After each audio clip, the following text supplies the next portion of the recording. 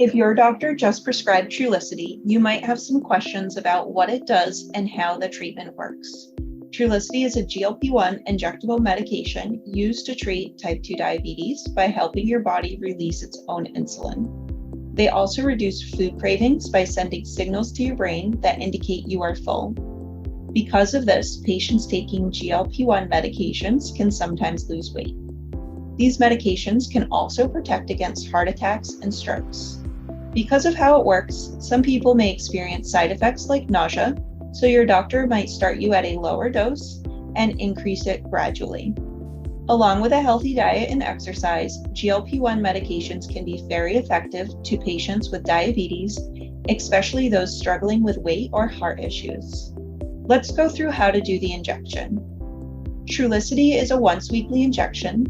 The box of pens should be stored in the refrigerator but never frozen.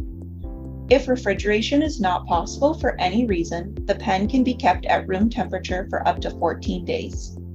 On the day of your injection, take the pen out of the refrigerator 30 minutes ahead of time. With Trulicity's pen, you never have to see the needle.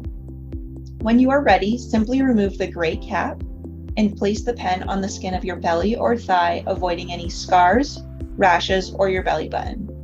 It is recommended you choose a different injection site each time you inject.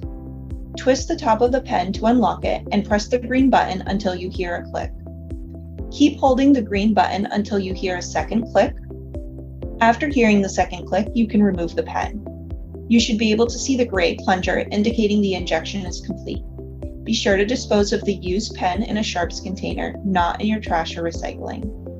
That's it. If you miss a dose, take it as soon as you remember, but if it has been more than 3 days or 72 hours, wait until your next scheduled dose.